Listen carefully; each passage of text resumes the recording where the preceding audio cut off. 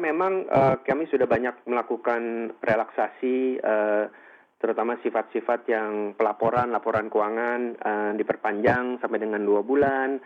Beberapa aturan lain termasuk misalnya aturan mengenai haircut itu kami juga perlunak.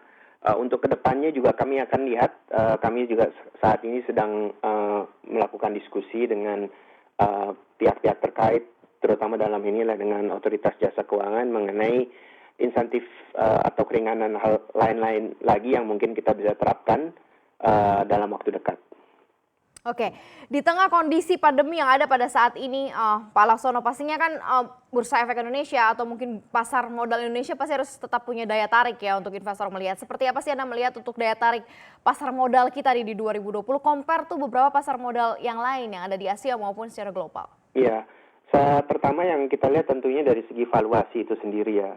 Valuasi kalau kita lihat harga-harga saham itu sudah turun sekitar 35%. Jadi mengingat besarnya potensi growth di Indonesia, ini adalah salah satu hal yang sangat menarik. Untuk keduanya adalah ada besarnya market kita, domestic market kita itu sendiri. Apabila situasi ini kembali dengan normal, bisa dibayangkan reboundnya juga akan cepat ya, terutama sektor-sektor yang berhubungan dengan konsumsi.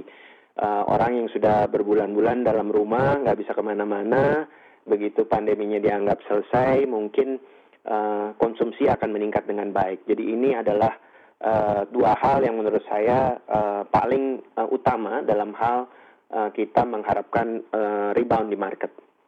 Apa yang bisa kita jadikan catatan Pak Laksono kalau kita lihat kan beberapa bursa-bursa di Asia begitu ya yang juga negaranya yang terkena pandemi ini beberapa recovery-nya sangat-sangat cepat begitu ya. Kalau kita compare tuh dengan kematangan pasar modal Indonesia sendiri seperti apa Pak?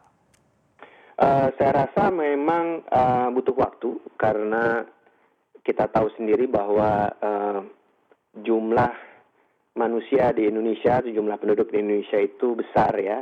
Daerahnya sangat luas. Kita tahu kita dari Sabang sampai Merauke itu tiga waktu yang terpisah ya.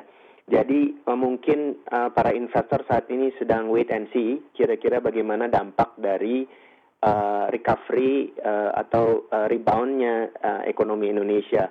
Kalau kita lihat negara-negara lain, utamanya negara-negara yang kita bisa bandingkan di Asia dan ASEAN itu jumlah penduduknya jauh lebih kecil. Dan mungkin di beberapa negara lain seperti di Cina mungkin COVID-19 sudah dianggap tidak jadi pandemi yang perlu mereka khawatirkan seperti sebelumnya. Jadi kita masih wait and see.